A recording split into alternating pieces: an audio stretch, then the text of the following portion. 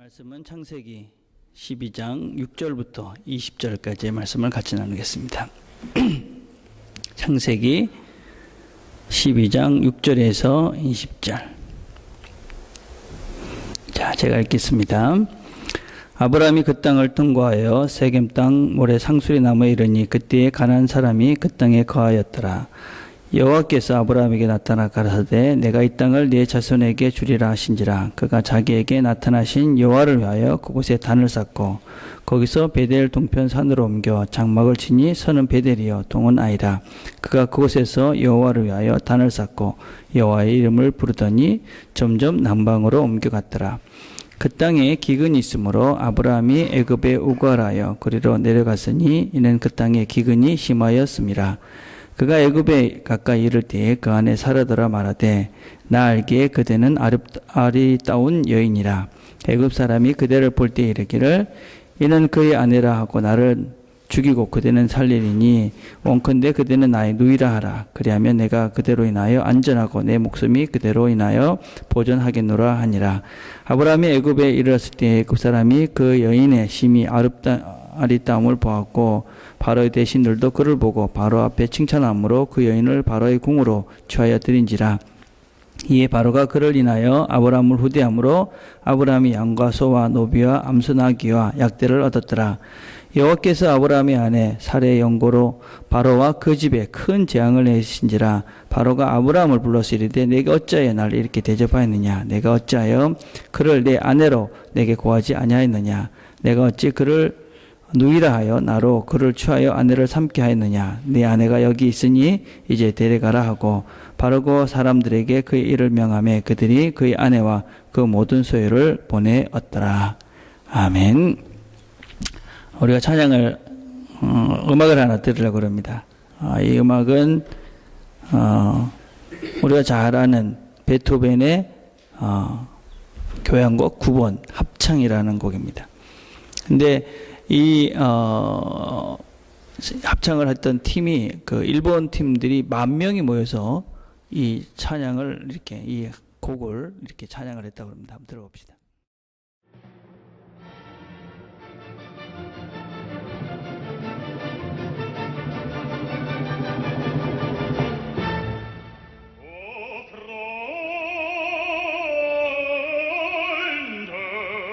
Nicht dieser Töne, sondern lass uns angenehmere anstimmen und in der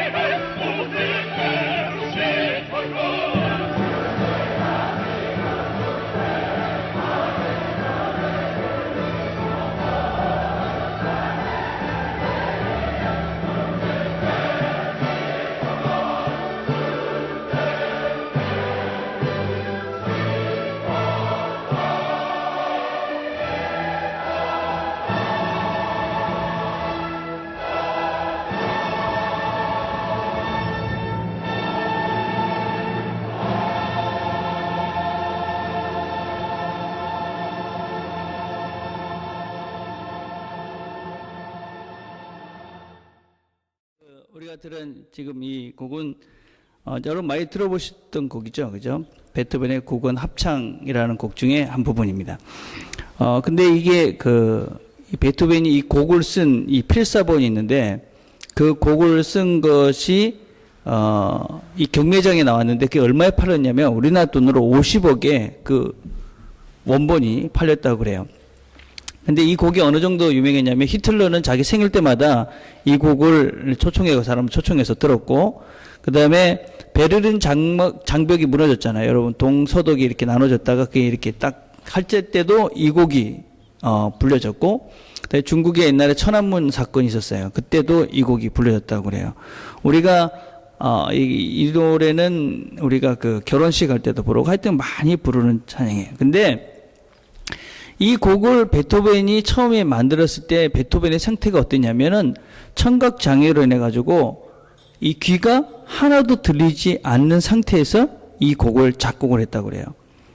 여러분 한번 생각을 해보세요. 여러분 작곡을 하는 사람이 소리를 들을 수 없는 상태에서 이 곡을 작곡한 거예요. 이 곡이 1824년 5월 7일 날 빈에서 처음으로 이렇게 그 연주가 됐는데 그 소리를 들을 수 없었기 때문에 이 베토벤은 그 곡이 다 끝났는데도 그냥 가만히 앉아 있었대요. 그러니까 이제 사람들이 곡을 듣고 얼마나 우리가 지금 들어도 굉장한데 얼마나 환호를 했겠어요. 그러니까 이 다른 그 노래를 했던 알토가 나와가지고 이렇게 뒤를 돌아보면서 당신의 곡을 지금 이렇게 그 사람들이 이렇게 환호하고 있다.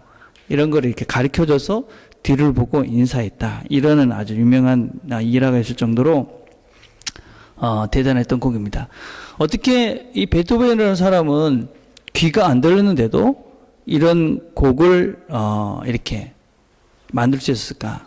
우리가 이 합창곡을 우리가 영혼의 울림의 찬양이다 이렇게 부를 정도로 아주 대단한 영혼의 그런 찬양이다라고 얘기하는데, 사실 이런 그 어려운 가운데서도 이런 곡을 이렇게 쓸 수 있었던 것은 사실 그의 삶이 이렇게 참 고난의 연속이었던 삶이다라고 할 수 있었기 때문이다라고 얘기해요. 그러니까 베토벤이라는 사람의 일생을 이렇게 보면 우리가 보기엔 지금 참 굉장한 사람이잖아요, 그죠? 근데 얼마나 고생을 많이 했는지 몰라요. 그러니까 한 5, 6살 때부터 베토벤은 청재기가 있었대요. 그리고 그 부모님들이 다 음악을 하셨던 분인데, 근데 이 아버지가 이 알코올 중독자였기 때문에 그 어린애 8살 때부터 이 술집 같은 데 데리고 다니면서 이렇게 노래시켜가지고 돈 벌고, 그리고 어머니가 18살 때 돌아가셨는데 18살 때 돌아가시고 난 다음엔 자기 형제들 2명을 이제 평생 키우면서 이제 데리고 있었고, 또 아버지는 계속 알코올 때문에 이제 힘들어 하셨고, 그래서 너무 힘들어서 22살 때는 우울증 때문에 자살을 하려는 그런 생각을 가진 적도 있었고, 27살부터 귀가 들리지 않았다고 그래요. 그 베토벤은 평생 싱글로 살았어요. 그러니까 참 베토벤이라는 사람이 우리가 생각하는 이런 곡을 들으면 참 굉장한 사람인데 그의 인생은 참 힘들었던 삶을 살았던 사람이에요. 근데 어떻게 이런 곡을 작곡할 수 있었느냐, 만들 수 있었느냐. 어떤 면에서는 그런 인생의 힘든 역경들을 하나씩 극복해 가면서 어떤 내적인 힘이 생긴 것이죠. 우리가 중국말로는 내공이라고 그러잖아요. 우리 영어. 내공이 쌓인 내공. 그래서 이런 내공이 쌓여야지 진짜 어려운 순간도 넘어갈 수도 있고 진짜 어떤 결정적인 순간에 우리가 새로운 것들을 만들어갈 수 있죠. 그죠? 그래서 여러분 인생은 어떤 면에서는 우리가 살면서 겪는 힘든 순간들은 우리의 내적인 힘을 쌓는 시간이다. 그렇게 이해를 해야만 합니다. 여러분 삶은 고난스럽고 복잡하다. 그렇게 스코트 팩이라는 심리학자가 얘기했어요. 삶이 그래 만만하고 실렁실렁 살아갈 수 있는 사람들. 여러분 근데 인생은 그렇게 쉽게 슬렁슬렁 사라지지 않습니다. 사람들 중에는 또 하나님을 믿으면 무슨 인생의 모든 문제들이 잘 해결될 것이다 라고 생각하는 사람도 있습니다. 그러나 예수를 믿으면 예수를 안 믿을 때 해야 되는 고민들을 더 많이 해야 되는 경우도 참 많이 있습니다. 주보에 제가 왜 예수를 믿으면 더 힘든 인생을 살아야 되는가 이런 내용들을 정리해 놓은 것이 있습니다. 여러분 한번 오늘 주보를 한번 보시길 바랍니다. 사실은 우리가 예수를 안 믿을 때는 그냥 쉽게 할 수 있었던 것을 예수를 믿기 때문에 더 고민하면서 해야 될 것들이 훨씬 더 많습니다. 아브라함이라는 사람도 마찬가지였습니다. 아브라함도 갈대아 우르라는 곳에 살았을 때는 그냥 잘 먹고 잘 살 수 있었습니다. 그런데 갈대아 우르를 떠나서 이 가나안으로 오면서부터 그의 인생은 힘든 시간이 시작되었습니다.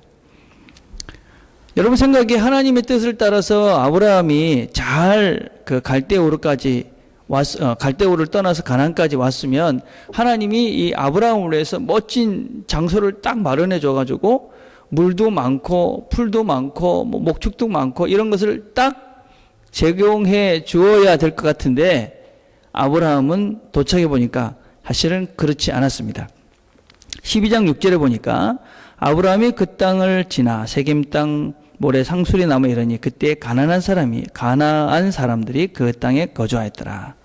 이게 무슨 얘기냐면 아브라함이 하나님 말씀을 따라서 갈대아 우르를 나와서 가나안에 갔더니 거기 사람들이 이미 자리를 잡고 있었다는 거예요. 그게 무슨 얘기입니까? 다른 사람들이 자리를 잡고 있으니까 내가 자리 잡을 데가 별로 없었다는 거예요. 그러니까 어떻게 하느냐? 왔다 갔다 합니다.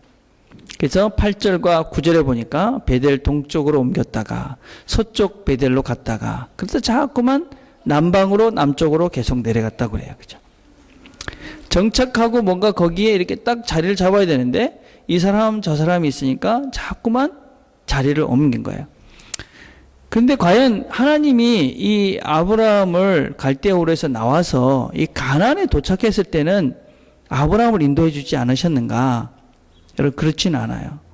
아브라함이 갈대아 우르에서 불러주셨던 하나님이 이 가나안에 도착했을 때 하나님께서 이 아브라함에게 말씀하셨어요. 12장 7절에 보니까 여호와께서 아브라함에게 나타나 이르시되 내가 이 땅을 네 자손에게 주리라 하신지라 자기에게 나타나신 여호와께 그가 그곳에서 제단을 쌓았다. 그러니까 하나님께서 아브라함에게 나타나서 이 땅을 너한테 줄게. 이 땅에서 너가 정착해라 하고 말씀하셨음에도 불구하고 아브라함은 이 땅 저 땅 이러면서 방황을 했다. 이 얘기입니다, 여러분. 근데 하나님 말씀을 듣고 예배는 드렸습니다. 근데 이 말씀을 따라서 그대로 살지는 못했습니다.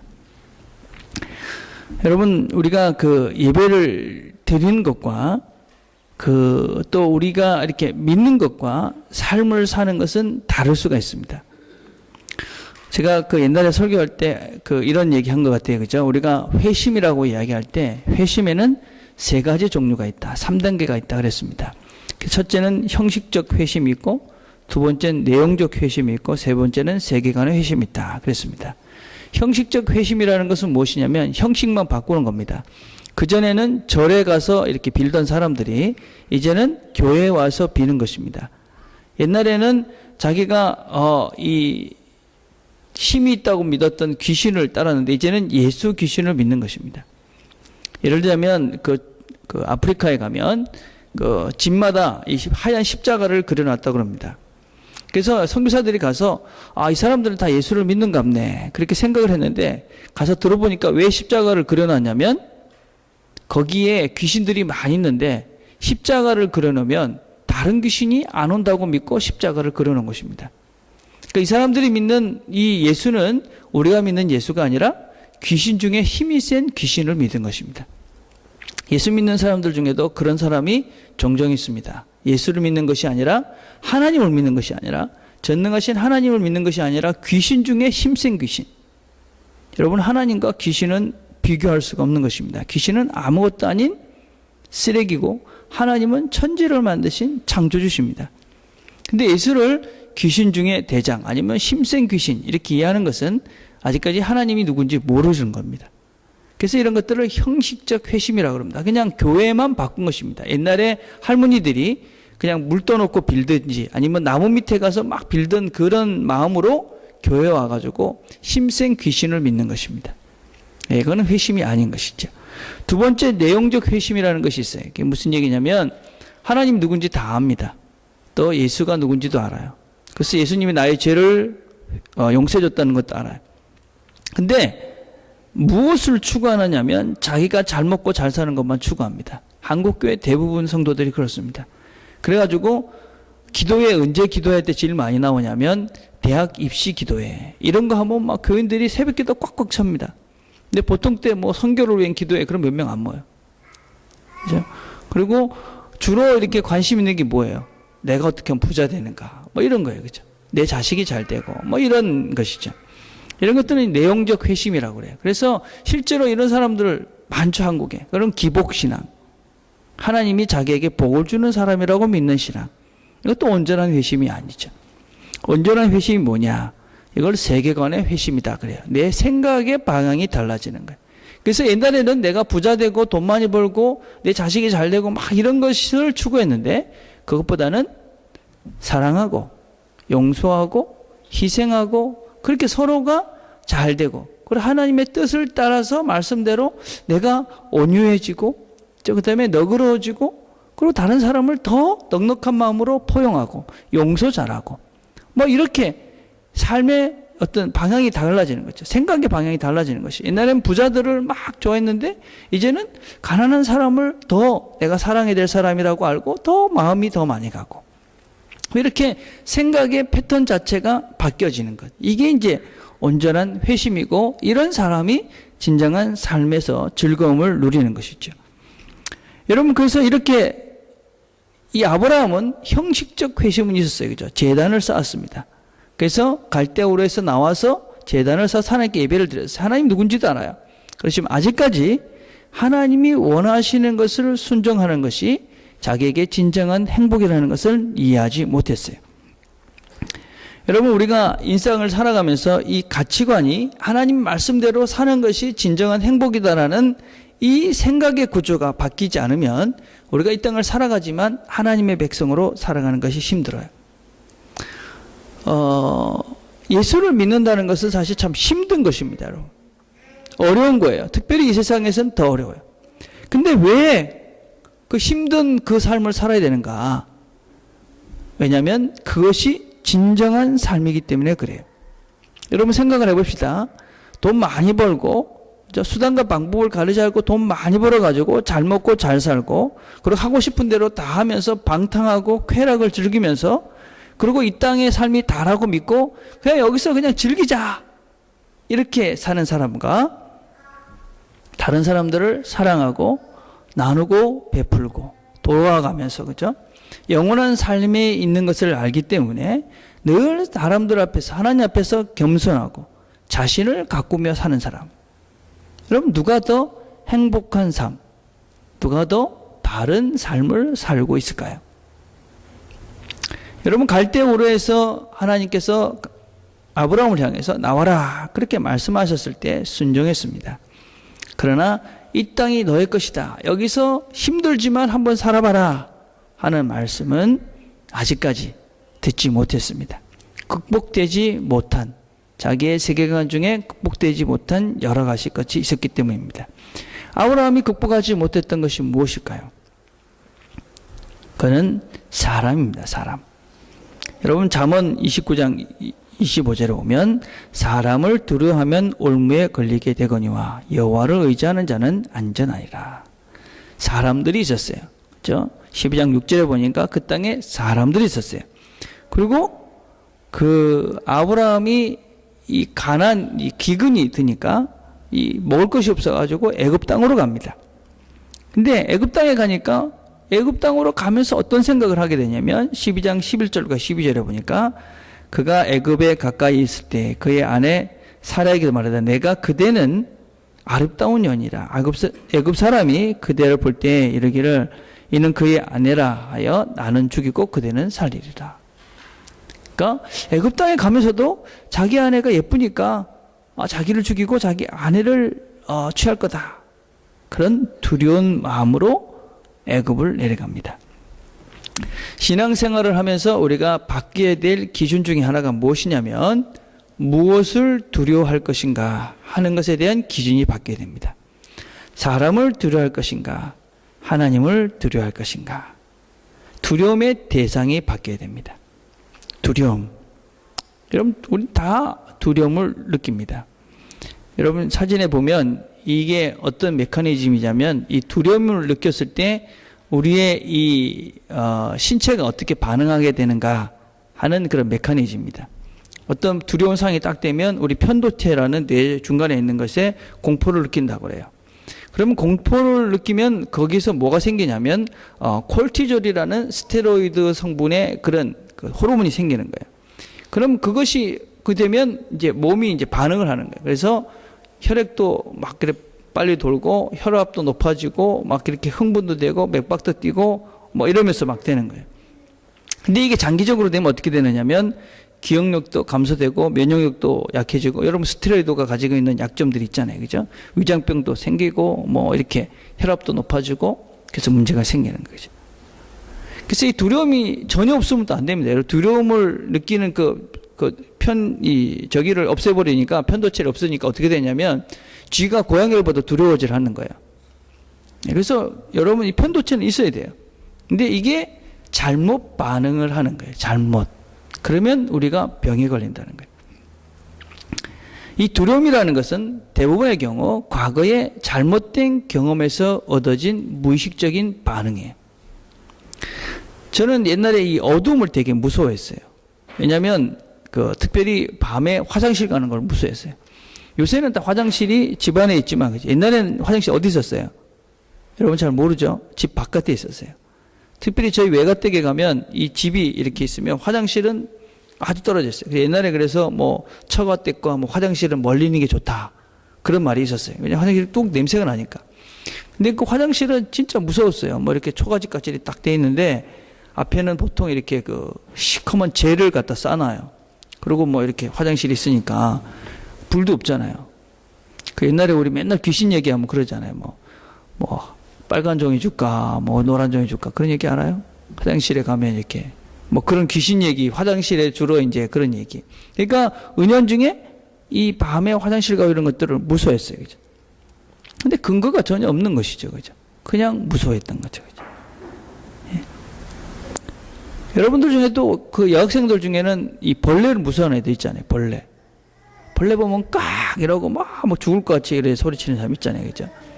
물론 그 중에 절반은 뭐 애교성 뭐 이렇게 행동이 있긴 하지만 근데 가만히 생각해 보면 이게 얼마나 근거 없는지 몰라요. 여러분 벌레가 사람을 두려워해야지 왜 벌레를 사람이 두려워합니까? 그죠? 벌레가 우리를 어떻게 할 수 없잖아요. 근데 우리는 벌레를 죽여버릴 수 있잖아요. 그러니까 벌레가 무서워서 도망을 가야 되는데 사람이 벌레를 꽉 하고 놀란단 말이에요. 이 근거 없는 두려움이죠. 우리의 대부분의 많은 두려움들이 이런 근거 없는 두려움 때문에 우리의 삶을 잘못 결정하고 잘못 살 때가 참 많죠. 성경은 이렇게 말하고 있어요. 여호와를 경외하며 그의 길을 걷는 자마다 복이 있도다. 하나님을 두려워하는 마음으로 하나님의 말씀을 지키며 사는 자들은 복되다. 그렇게 이야기합니다. 사람을 두려워하고 환경을 두려워하면서 살면 힘이 듭니다. 여러분 겁을 딱 내는 순간 어떻게 됩니까? 긴장이 탁 되잖아요. 그러면 땀도 삐직삐직 나고 뭐 생각도 제대로 안 되고 막 그렇잖아요. 그죠? 근데 하나님 말씀을 지키면서 살면 우리가 그 말씀대로 살기 때문에 즐겁습니다. 그렇죠? 여러분 하나님 말씀을 지키며 살려는데 땀이 나고 긴장이 나고 그렇지 않습니다. 하나님 말씀을 따라서 걷게 되면 복이 있다. 그래서 여러분 누구를 두려워하며 살아야 되는가 하는 것을 바꾸셔야지만이 우리가 이 땅을 살면서 하나님의 백성으로 우리가 바른 판단을 하며 살 수가 있어요. 하나님보다도 사람을 더 두려워하니까 죄를 짓습니다. 아브라함이 어떻게 합니까? 사람을 두려워하게 되니까 뭐라 그럽니까? 자기 아내 보고 이야기합니다. 야, 애굽 사람들이 당신이 너무 예쁘니까 나를 죽이고 당신을 취할 것이니까 당신을 아내라 하지 말고 누이라고 그렇게 거짓말을 하자. 그래서 그렇게 거짓말을 합니다. 그러니까 아니나 다를까 도착하자마자 이 사례가 정말 예뻤던 것 같아요. 그죠? 애굽 사례 보자마자 이 여인 아름답다 그러니까 아름이 내 누이예요. 그러니까 바로 왕의 첩으로 데리고 갑니다. 그렇게 주고 난 다음에 아브라함은 많은 양떼를 받고 후대하면서 집에 돌아옵니다. 여러분 어땠을까요? 여러분 자기 아내를 다른 사람의 아내로 주고 그 대가로 양떼와 이런 소들을 받고 집으로 돌아오는 아브라함. 예. 우리가 인생을 살면서 불필요한 것을 두려워하게 되면 순간순간 이런 비참한 순간을 맞이할 수도 있습니다. 예. 불필요한 두려움이죠. 자, 그렇게 거짓말을 했던 이 아브라함을 또 이 사례를 하나님은 도와주십니다. 뭐라고 그러냐면 12장 17절에 보니까 여호와께서 아브라함의 아내 사레의 일로 바로와 그 집에 큰 재앙을 내리신기라. 그러니까 사실은 아브라함이 거짓말을 해가지고 이 바로가 이 사레를 아내로 취했는데 하나님께서는 이 아브라함을 혼낸 것이 아니라 이 바로를 집안에 재앙을 내려가지고 혼을 냅니다. 그래가지고 바로가 이제 알게 됩니다. 아, 이게 아브라함의 아내였구나. 그리고 12장 18절에 보니까 바로가 아브라함을 불러서 이르되 내가 어찌하여 나를 이렇게 행하였느냐, 내가 어찌하여 그를 내 아내로 내게 말하지 아니하였느냐, 내가 어찌 그를 누이라 하여 내가 그를 데려다가 아내를 삼게 하였느냐, 내 아내가 여기 있으니 이제 데려가라. 예, 그리고 아브라함은 그 사례를 데리고 다시 가나안으로 돌아옵니다. 여러분도 신문에 본 적 있는 것 봤는지 모르겠는데 얼마 전에 한국의 교회들의 모임인 총회라는 것을 했는데 그 총회라는 곳에서 어떤 목사님이 총 들고 나와가지고 이렇게 위협을 한 적이 있습니다. 하여튼 이상한 사건이 하나 있었습니다. 신문에 막 나오고 그랬습니다. 그래서 한국 교회를 보면 교회들이 정신을 차리지 못해서 세상으로부터 욕을 많이 먹습니다. 어떤 교단에서 세습, 그러니까 아버지가 아들에게 교회를 물려주는 것을 막는 법을 만들었습니다. 그러니까 다른 교단, 그 법이 적용되지 않는 다른 교단에서 막 서둘러 가지고 자기 아들에게 교회를 물려줬습니다. 그래서 세상에서도 그죠? 어떤 CEO를 전문 경영인들을 세워서 교회를 이렇게 회사를 운영하는데 교회가 자기 자식에게 교회를 물려주는 것입니다. 이건 있을 수가 없는 일이죠. 이런 짓들을 교회가 지금 하고 있습니다. 교회가 법을 어기는 것이 너무너무 많습니다. 쉽게 법을 어기고 불법을 행합니다. 그러니까 세상으로부터 욕을 먹습니다. 그래서 교회가 요새 참 욕을 많이 먹습니다. 옛날에는 교회 어떤 이야기가 신문에 나오면 사실은 다 좋은 이야기였습니다. 제가 몇 년 전만 해도 사실은 한국에 있을 때만 해도 신문에 교회 이야기가 나온다. 그럼 어느 단체를 도와줬다든지 어느 데에 가서 봉사를 했다든지 누가 이런 기사가 나왔지, 지금처럼 신문에 나오는 것마다 참 이상한 정말 욕먹을 짓만 나오는 이런 기사가 나오는 때는 이전에는 없었습니다. 너무나 한심하고 답답한 일입니다. 제정신을 차리지 못하고 바로 살지 못하니까 세상으로부터 욕을 먹는 것입니다. 아브라함, 하나님의 사람인 이 아브라함이 거짓말이나 하고 다니니까 바로 하나님을 뭘 알지 못하는 사람에게 욕을 먹습니다. 너 왜 그렇게 인생을 그렇게 사냐? 너가 아내를 누이라고 거짓말하고 그렇게 살아서 되겠냐? 욕먹고 집으로 돌아옵니다. 여러분, 우리도 마찬가지입니다. 여러분, 우리도 저는 모든 교인들이라고 얘기할 수는 없겠지만 우리끼리라도 우리 트리니티 식구들은 서로에게 욕먹을 짓은 안 하고 살았으면 좋겠습니다. 우리가 같이 창피해지는 것입니다. 그렇죠? 서로 바르게 살아야 됩니다. 우리가 얼마나 연약한 존재냐면요, 내가 이렇게 나쁜 짓을 혼자서는 잘 못합니다. 근데 누가 옆에서 나쁜 짓을 하면 금방 따라합니다. 어제도 우리 집사람하고도 그런 얘기를 했는데, 이 슈퍼에 가면 카트가 있잖아요. 그죠? 물건을 이렇게 실어가지고 담고, 근데 길거리에 이 카트 넣어둔 게 아무것도 없으면 카트 파킹장까지 가서 제가 꽃 갖다 놓습니다. 근데 중간에 누가 하나 갖다 놓은 거 있으면 거기다 슬쩍 끼고 가잖아요. 나만 그랬나? 예. 이게 참 인간이 얼마나 약한 존재인지 모릅니다, 여러분. 그래서 우리가 다 같이 잘하면, 길거리도 마찬가지잖아요. 휴지가 많은 데는 휴지 버려도 별로 부담스럽지 않습니다. 근데 깨끗한 데 못 버리잖아요, 그죠?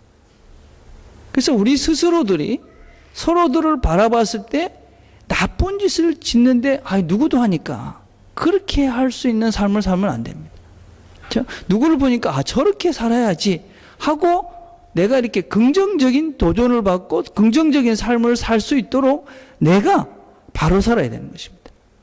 그래야지 세상으로부터 욕을 먹지 않고 우리가 세상을 아름답게 만들 수 있는 사람이 되는 것이죠. 그래서 우리가 서로 바르게 사는 것이 얼마나 중요한지 모릅니다.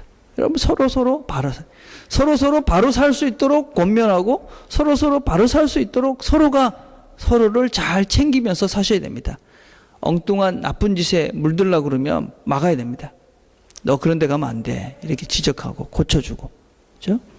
그게 우리 서로를 보호하는 것입니다. 그래서 우리가 서로를 보호하기 위해서 서로가 바르게 살기 위해서 서로가 잘 살아야 합니다.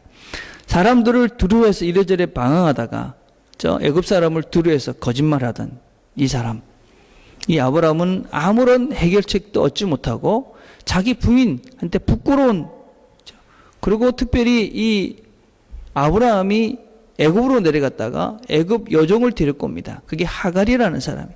나중에 이 하갈에게서 이 이스마엘이라는 아들이 태어나서 결국 이 아브라함이라는 이 민족, 이스라엘의 민족이 지금까지도 이스마엘 민족과 이 민족이 싸우고 있어요. 여러분 살면서 어떤 고통이 없는 순간들은 없습니다. 문제는 다 있습니다. 그렇죠? 그렇지만 그 문제를 어떻게 해결하고 그 문제를 어떻게 대면하며 사느냐에 따라서 내 삶을 업그레이드하고 내 삶이 내공을 쌓고 내적인 힘을 키워가는 시간이 되기도 하고 다른 사람을 괴롭게 하고 또 나의 삶을 부끄럽게 하는 시간이 되기도 합니다. 근데 세상에 사람들이 참 단순하고 참 쉽게 살려는 사람들이 생각보다 많다는 걸 많이 깨닫습니다. 스코트 팩이라는 분이 쓴 끝나지 않은 길이라는 책에는 이런 이야기가 하나 나옵니다. 일본의 오키나와에 거주하는 한 미국인 여성이 면도칼로 자살을 시도했어요. 그래가지고 이 스코트 팩이라는 분이 심리학자입니다. 그래가지고 그 사람을, 그 여자를 데리고 가서 질문을 합니다. 왜 당신은 자살을 하려고 그랬습니까? 그러니까 이 섬이 너무 답답합니다. 나는 이 섬에서 너무 답답해서 갈 데도 없고 주변에 영어를 하는 사람들도 없고 그래서 너무너무 답답해가지고 내가 혼자 살 수가 없습니다. 그러니까 스코트 팩이 물어봤습니다. 그럼 미군들이 있는 데로 가면 안 됩니까? 당신이 영어를 하는 사람들한테 가면 되지 않겠습니까? 그러니까 제 남편이 차를 몰고 가기 때문에 나는 갈 수가 없습니다. 거기까지 갈 수가 없다는 거예요. 그러니까 스코트 팩이 다시 물어봤습니다. 그러면 당신이 운전을 해서 남편을 데려다 주고 그리고 당신은 그 차를 타고 당신 친구들이 있는데 가면 되지 않겠습니까? 그러니까 이 여인이 또 무슨 얘기를 하냐면 이 차는 우리 남편 차는 수동형이기 때문에 내가 운전을 할 수가 없습니다. 그렇게 얘기하는 거예요. 그러니까 스코트에게 물어봤습니다. 그러면 수동형 그 운전을 배우면 되지 않습니까? 그러니까 여인이 이렇게 대답했다고 그래요. 아니 이런 길에서 수동 운전을 배우다니 당신은 미쳤군요. 그러니까 수동형 운전을 배우는 것을 포기하고 자살을 선택하는 사람들도 있다는 거예요. 그죠? 참 우리는 어떤 면에서는 참 쉬운 길이 있고 할 수 있는데 그냥 포기하려는 사람들이 있다는 거예요. 사진을 또 하나 같이 봅시다.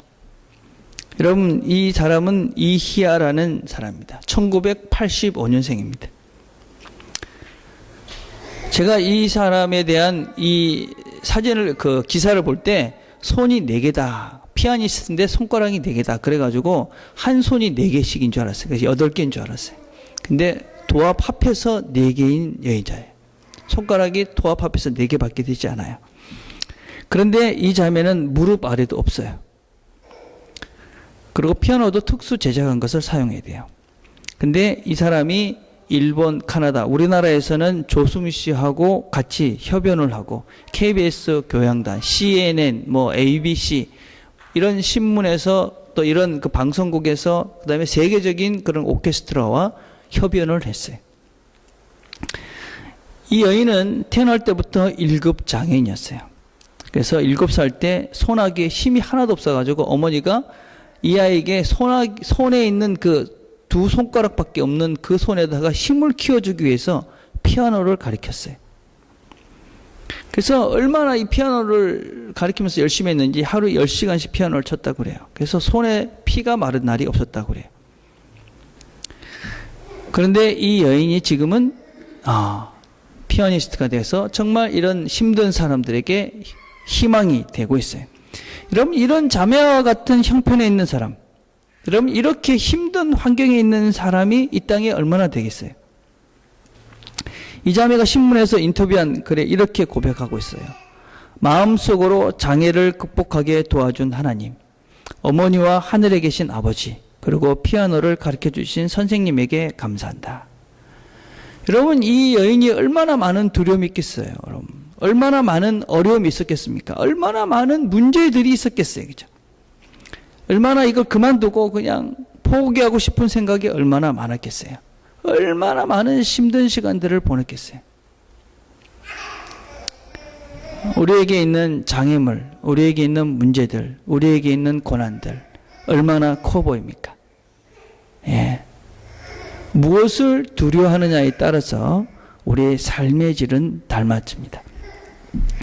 이제 한 가지만 더 생각을 해보고 정리를 해보려고 합니다. 우리는 거짓말은 아브라함이 했는데 왜 애굽왕을 벌합니까? 잘못은 아브라함이 했잖아요. 거짓말을 하고. 애굽왕은 잘못한 것이 없잖아요. 먹고 누이라고 그래서 데리고 왔는데 벌은 애굽왕이 받습니다. 여러분, 성경에서 보면 하나님은 편애하시는 분입니다.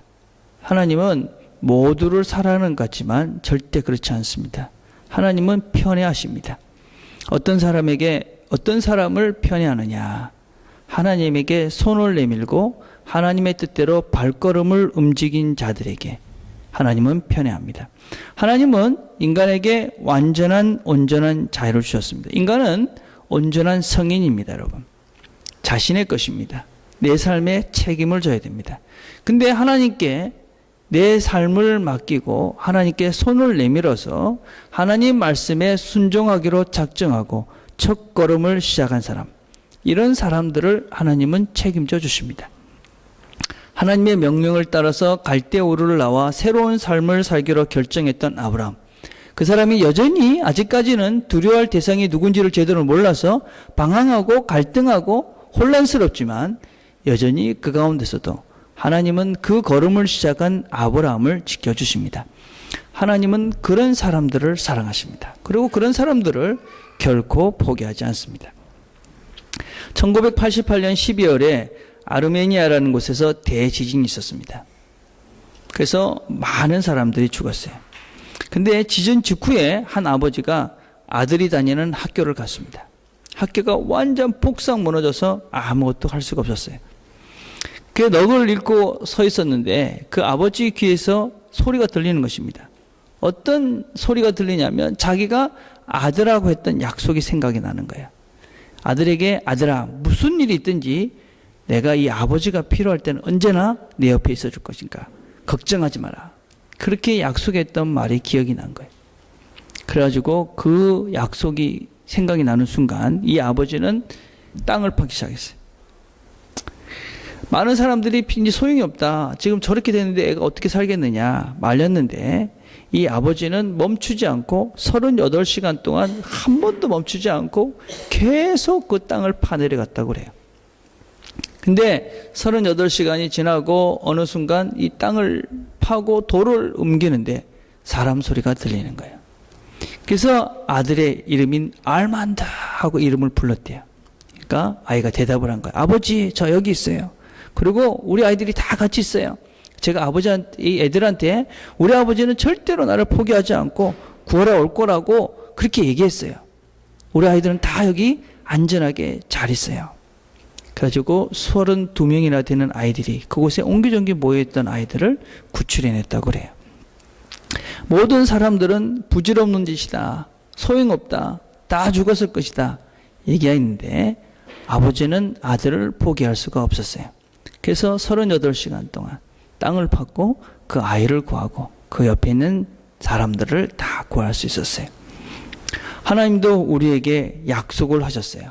하나님께서 우리가 하나님의 손을 잡고 걸어가기로 결정하는 순간 하나님에게 하나님은 우리의 아버지가 되셔서 우리를 인도하세요.